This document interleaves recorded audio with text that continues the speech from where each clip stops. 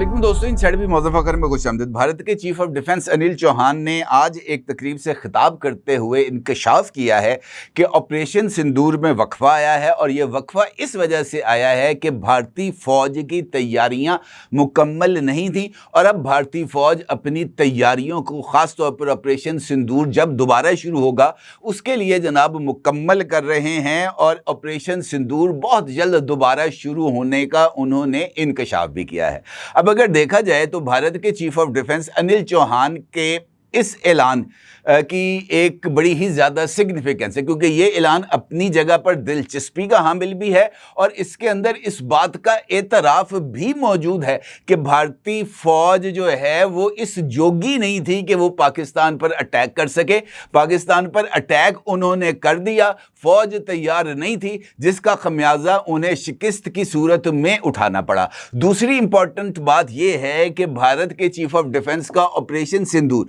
शुरू करने का ऐलान उस वक्त सामने आया है जब अब से कुछ देर बाद, जब अब ये वीडियो देख रहे होंगे, वाशिंगटन में पाकिस्तान के वजीर खारजा और नायब वजीर आजम जनाब इसहाक डार साहब की अमरीकी वजीर खारजा मार्को रूबियो से मुलाकात हो रही होगी, और इस मुलाकात में अमरीकी ऐलान के मुताबिक मसला कश्मीर पर सॉल्सी के हवाले से मुख्तलिफ ऑप्शंस भी ज़ेरे गौर आएंगी। लिहाजा ये जो डेवलपमेंट्स हो रही हैं इनको हम एक दूसरे से अलग करके नहीं देख सकते। जिस तरीके से मैंने आपसे गुजारिश की है कि भारत के chief of defence Anil Chauhan ने इस बात का इंकशाफ किया है कि भारतीय फौज जो है वो अपनी तैयारियां मुकम्मल कर रही है, अगर देखा जाए तो ये गालिब के उस मिसरे की अमली तफसीर नजर आती है जिसमें गालिब ने कहा था कि दिल को खुश रखने को गालिब ये ख्याल अच्छा है। बिल्कुल ये ऐसी ही सिचुएशन है जहां पर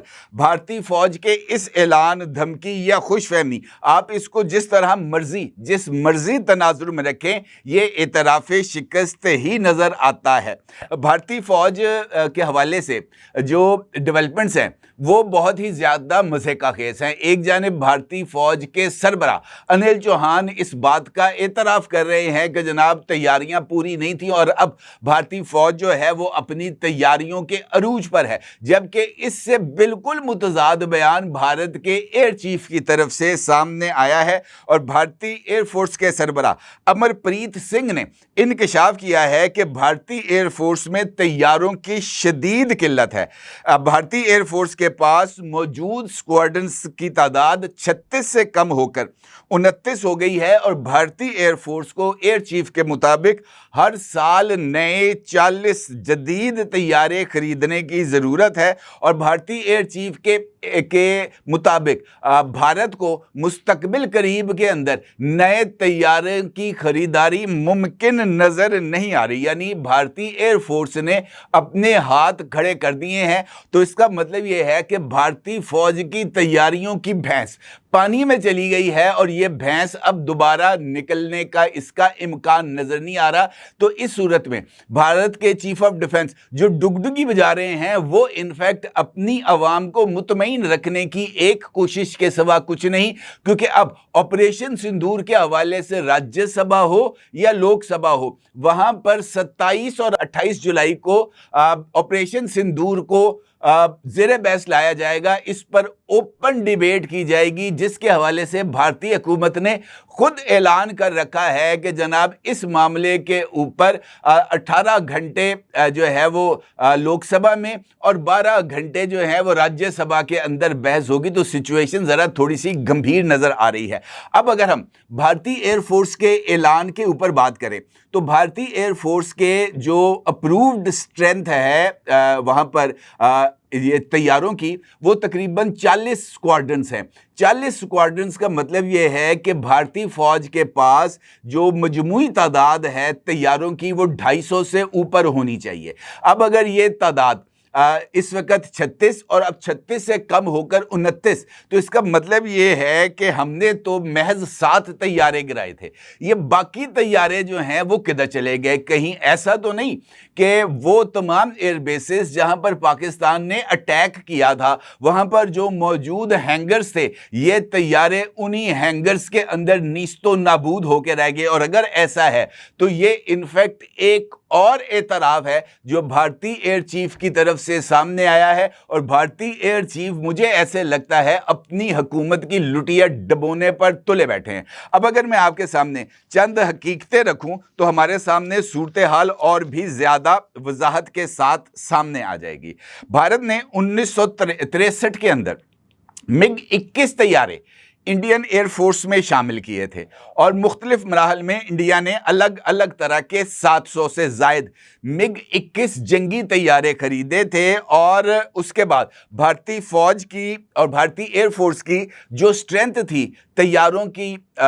जो है वो एक्वायर करने के हवाले से, वो पाकिस्तान से बहुत ज़्यादा बढ़ गई थी। फिर होता ये है कि भारत के MiG तैयारे, इनको बाद में फ्लाइंग कॉफिन्स का नाम दिया गया, यानी उड़ते ताबूतों का। और ये उड़ते ताबूत गुज़िश्ता 62 बरस में जो है 21 मरतबा हादसों का शिकार हुए, 200 से ज़ायद MiG तैयारे तबाह हुए, और उनमें कम से कम 170 भारतीय पायलट हलाक हुए। MiG-21 तैयारों की ऑपरेशनल जिंदगी अब से बहुत पहले खत्म हो गई थी, लेकिन चूंकि भारतीय एयर चीफ के इस एतराफ़ के जनाब तैयारे हमें देने को कोई तैयार नहीं है, ये MiG तैयारों को उनकी उम्र पूरी होने के बावजूद टीके लगाकर, यानी वो जो नहीं होते बूस्टर्स, वो लगाकर इनको फ्लाइंग के लिए तैयार रखा गया, और इसकी वजह से मजीद हादसात हुए। उसके बाद ये जो है MiG तैयारों को 2022 में रिटायर करने का मंसूबा बनाया गया, और उसके लिए ये जवाज़ को तराशा गया कि भारत ने तेजस तैयारों की जो तैयारी है वो शुरू कर दी है। 2022 में ये जो MiG तैयारे हैं इनको रिटायर करने के बाद तेजस तैयारे भारतीय एयरफोर्स में शामिल हो जाएंगे, तो उनके नतीजे में तैयारों की जो कमी है वो पूरी हो जाएगी। 2022 था और अब 2025 आ गया है। तेजस तैयारे अभी तक भारतीय एयरफोर्स में शामिल नहीं हो सके और उनमें मुसलसल डिलेज आ रहे हैं। लेकिन अब भारत ने अभी रिसेंटली जो एक एयर जो एक्सीडेंट हुआ है, उसके बाद ये जो MiG-21 हैं इनके 2 स्क्वाड्रन्स को रिटायर करने का फैसला किया है, और सितंबर के अंदर ये जो 21 MiG-21 के जो 2 स्क्वाड्रन्स हैं ये रिटायर कर दिए जाएंगे। अब भारत के एक स्क्वाड्रन के अंदर 18 से 20 तैयारे होते हैं। 2 स्क्वाड्रन्स के रिटायर करने का मतलब यह है कि अगर हम अपर लिमिट को देखें, अब 20 तैयारों को देखें तो 40 तैयारे रिटायर हो जाएंगे, यानी उनको एक्टिव जो फ्लाइट ऑपरेशंस है उनसे अलग कर दिया जाएगा, यानी उनको स्क्रैप कर दिया जाएगा। और उसके बाद भारत की जो स्क्वाड्रन्स की तादाद है वो 29 हो जाएगी, जबकि इस वक्त पाकिस्तान के पास जो एयर स्क्वाड्रन्स हैं उनकी तादाद 26 है। यानी एयर बैटल अगर ऑपरेशन सिंदूर दोबारा शुरू होता है अनिल चौहान के मुताबिक,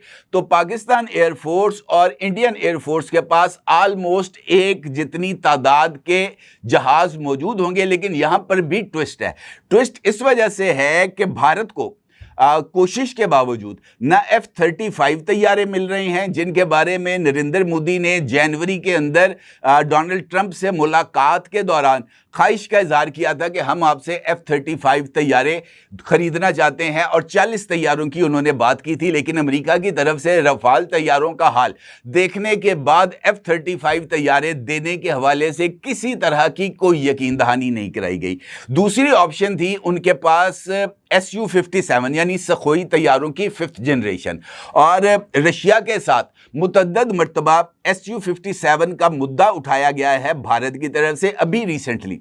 भारत के वजीर दिफा जब आए हुए थे चाइना, वहां पर रशियन वजीर दिफा, ये जो SCO की मीटिंग थी वहां पर रशियन वजीर दिफा भी मौजूद थे, और उस मीटिंग में राजनाथ सिंह ने यह मुद्दा उठाया कि भारत को S-400 की मुरम्मत, उसके साथ उनकी अपग्रेडेशन, S-500 नया मिसाइल डिफेंस सिस्टम और उसके साथ Su-57 तैयारों की ज़रूरत है। और वो ये चाहते हैं कि Su-57 की ज्वाइंट प्रोडक्शन के लिए रशिया और भारत मिलकर काम करें और एक तैयारा साज जो कॉम्प्लेक्स है वो भारत में बनाया जाए ताकि Su-57 भारत खुद तैयार कर सके और इसका सोर्स कोड भी भारत के पास हो। लेकिन अभी तक इस हवाले से भी कोई पेशरफ्त सामने नहीं आई। तो इसका मतलब यह है कि 5th जनरेशन तैयारों का हसूल अभी भारत के लिए हनूज दिल्ली दूरस्त के ही मुतरादफ है, जबकि पाकिस्तान के लिए ये सिचुएशन बिल्कुल मुख्तलिफ है। पाकिस्तान के पास ये जो 5th जनरेशन तैयारे हैं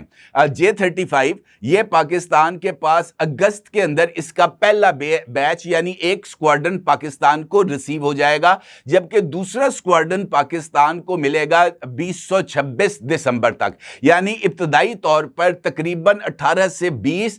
J-35 तैयारे पाकिस्तान को मिल जाएंगे और पाकिस्तान की जो फ़ज़ाई बढ़तरी है 5th जनरेशन तैयारे हासिल होने के बाद, जो कि PL-17 और PL-21 से लैस होंगे, उनके अंदर ये मिसाइल्स मौजूद होंगे, तो इसका मतलब ये है कि पाकिस्तान का एयर डिफेंस और ज़्यादा मजबूत हो जाएगा। और अगर इसके साथ पाकिस्तान को अमेरिका से AIM-1-2D मिसाइल मिल जाते हैं तो भारत की तो ऐसी तैसी बढ़ जाएगी, इसके अंदर किसी को भी कोई दो राय नहीं होनी चाहिए। अब ये वो एक सिचुएशन है जो बड़ी क्लैरिटी के साथ हमारे सामने आ रही है। इसके साथ J-35 और फिर कान तैयारे जो पाकिस्तान और तुर्किया ज्वाइंट प्रोडक्शन के तहत बना रहे हैं वो भी पाकिस्तान के एयर फ्लीट में आ जाएंगे, तो पाकिस्तान का एयर डिफेंस भारत के मुकाबले में बहुत ज़्यादा ताकतवर हो जाएगा। अब इस सिनेरियो के अंदर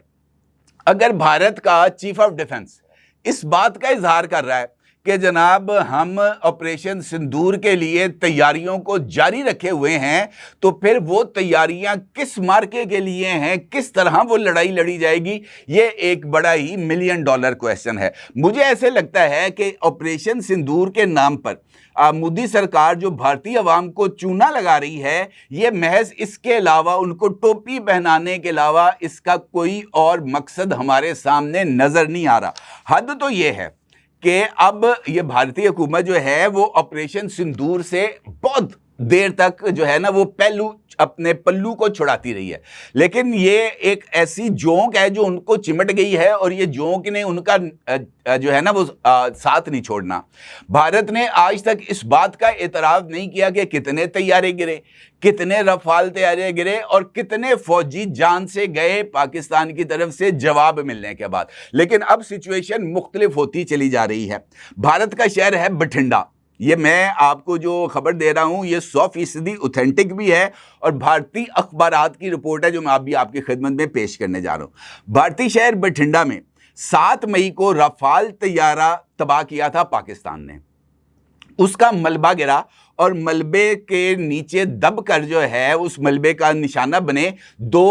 भारतीय बाशिंदे। अच्छा, उनमें से एक जख्मी हुआ, दूसरा हॉस्पिटल में एडमिट हुआ और चंद रोज के बाद वो हलाक हो गया। अब उस मुतवफ़ी की बेवा ने मुआवजे के लिए भारतीय हुकूमत से रुजू कर लिया है। इंडियन एक्सप्रेस भारत का एक बड़ा मारूफ अखबार है, उसने एक रिपोर्ट इस हवाले से शाया की है। इंडियन एक्सप्रेस की रिपोर्ट के मुताबिक 7 मई को पाकिस्तान के हमले के बाद PL-15 मिसाइल से तबाह होने वाला रफाल तैयारे का मलबा भारतीय रियासत जो है बठिंडा के एक फार्म हाउस पर गिरा, जिसके नतीजे में 2 अफराद हलाक हो गए थे। हलाक होने वालों में से एक दिल्लत यानी अछूत शूदर शख्स था जिसका नाम था राजकुमार सिंह, और इसके साथ साथ हरियाणा का रिहायशी गोविंद कुमार भी हलाक होने वालों में शामिल था। इंडियन एक्सप्रेस की रिपोर्ट के मुताबिक राजकुमार सिंह की अहलिया परमजीत कौर ने बाज़ाब्ता तौर पर मुआवजे के लिए नायब तहसीलदार को दरख्वास्त जमा करा दी है, जिसमें तमाम वाक़े को बयान किया गया है कि जनाब कौन सा चीज़ किस किस तरीके से हुई। अच्छा, ये दरख्वास्त अहमियत की हामिल इस वजह से है कि पहली मर्तबा ऑपरेशन सिंदूर में हलाकत का सबूत ना सिर्फ सामने आया बल्कि उसके हवाले से दरख्वास्त बाज़ाब्ता तौर पर भारतीय हुकूमत के एक कारपरदास के बाद जमा भी हो गई। ये मामला यहाँ पर रुका नहीं बल्कि इसके बाद उधमपुर से भी एक रिपोर्ट सामने आई। उधमपुर, आपको याद है कि उधमपुर पे पाकिस्तान ने अटैक किया था और वहां पर S-400 जो मिसाइल डिफेंस सिस्टम था उसका जो रडार वाला हिस्सा था, जो उसका ऑपरेशनल पार्ट था, वो पाकिस्तान ने तबाह कर दिया था। अब S-400 की जो बैटरीज हैं उसकी तबाही की तस्दीक भी हुई है और वहां पर काम करने वाले एयरफोर्स के जवान सुरिंदर कुमार के मारे जाने को भी तस्लीम कर लिया गया है। यह पहला मौका है जब दरखास्त जो दी गई है परमजीत कौर की तरफ से उसमें रफाल तैयारे का जिक्र किया गया है। यह पहला मौका है जब सुरिंदर कुमार की हलाकत के अंदर S-400 की तबाही को तस्लीम किया गया है। तो इसका क्या मतलब है? इसका मतलब यह है कि ये जो जिन उन्होंने बोतल में बंद कर रखा था, ये जिन अब बोतल से बाहर निकल रहा है और जब ये जिन बोतल से बाहर निकलेगा तो फिर वो 250 अफराद भी सामने आएंगे, उनके अहले खाना भी सामने आएंगे जो भारतीय फौज के अंदर काम कर रहे थे और भारतीय फौज ने उनकी जो है ना हलाकतों को तस्लीम करने से इनकार कर दिया था और फौजी रवायात के मुताबिक उन्हें फौजी एजाज के साथ आखिरी रसूमात भी अदा करने का मौका नहीं मिला था।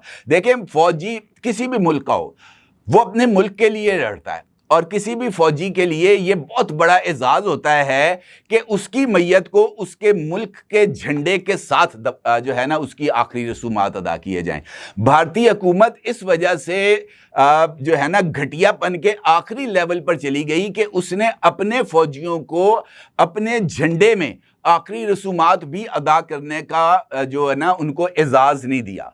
फिर बहुत सारी चीजें सामने आती हैं कि रफाल तैयारे, फिर रफाल तैयारों में मारे जाने वाले पायलट्स, ये चीजें अब इंडियन मीडिया के ऊपर सरफेस पे आ गई हैं और यही वजह है कि ये तमाम चीजें सरफेस पर आने के बाद, लोगों की नजरों में आने के बाद भारतीय हुकूमत मजबूर हुई है ऑपरेशन सिंदूर के हवाले से डिटेल बहस करने के लिए राज्यसभा और लोकसभा में। अब देखना यह है कि ये जो बहस होगी वहां पर वो इन कैमरा होगी और वहां पर किस तरह की डिटेल्स शेयर की जाएंगी या ओपन बहस होगी और मीडिया में रिपोर्ट होगी। ये एक इंपॉर्टेंट फैक्टर है। अब इस सारे बैकग्राउंड के बाद अगर भारत का chief of defence general Anil Chauhan ये कहे कि जनाब हम पाकिस्तान पर हमले की तैयारी कर रहे हैं, तो इसको अहमक का ख्वाब भी कहा जा सकता है। हकीकत से इसका दूर दूर तक कोई ताल्लुक नहीं, क्योंकि मॉडर्न वारफेयर के अंदर दौरे जदीद की जंगों में जो लड़ाई है वो एयरफोर्स लड़ती है बुनियादी तौर पर। अगर आपको ऑपरेशन डेजर्ट स्टॉर्म याद हो, जब अमेरिका ने इराक पर अटैक किया था तो पहले हल्ले के अंदर जो एयरफोर्स ने अटैक किए थे उसने इराक की सारी डिफेंस को तहस नहस करके रख दिया था और उस अटैक्स के बाद तकरीबन 150 या 140 के करीब जंगी तैयारों ने इस ऑपरेशन में हिस्सा लिया था, ऑपरेशन डेजर्ट स्टॉर्म में। और फिर उसके बाद जो इत्तेहादी फौज थी वो इराक में दाखिल हुई थी और उन्होंने यूं चुटकी बजाते ही इराक के ऊपर जनाब कब्जा कर लिया था। इसका मतलब ये है कि एयरफोर्स स्पेस क्रिएट करती है और ज़मीनी फौज एडवांसमेंट करती हुई ज़मीनी इलाकों को फतह करती है। जब आपका एयर चीफ इस बात को तस्लीम कर रहा है कि हमें फौरी तौर पर कम से कम 40 5th जनरेशन तैयारे लेने चाहिए और 5th जनरेशन तैयारे एक्वायर किए बगैर जो एयरफोर्स है वो मैदान जंग के अंदर कारकर्दगी नहीं दिखा सकती, तो फिर इसका मतलब ये है कि आप ऑपरेशन सिंदूर रीलॉन्च करने की पोजीशन में नहीं है। तो इस बात का इतराफ कर लेना चाहिए। दूसरी जानिब जो अमेरिका के अंदर डेवलपमेंट्स हो रही हैं, जहां पर वजीर खारजा की मुलाकात है मार्को रूबियो से, उसमें से भी अभी देखने वाली बात यह है कि उसमें से कौन सी डेवलपमेंट सामने आती हैं, क्योंकि पाकिस्तानी वक्त के मुताबिक ये जो मुलाकात होनी है ये तकरीबन 8 से 9 बजे के दरमियान होनी है रात को, और इसी टाइम पे ये मेरी वीडियो आप देख रहे होंगे। तो इसकी जो भी डिटेल्स आएंगी इंशाल्लाह वो कल आपके साथ शेयर करेंगे। अलबत्ता फिलहाल तक वो अपनी ही आवाम को जो है ना वो टोपी पहनाने में मसरूफ है, जबकि जो भी हकीकतें हैं वो मैंने भी आपके सामने रख दी हैं। अपनी राय जरूर इज़हार कीजिएगा। आपको बहुत शुक्रिया। अल्लाह हाफिज़।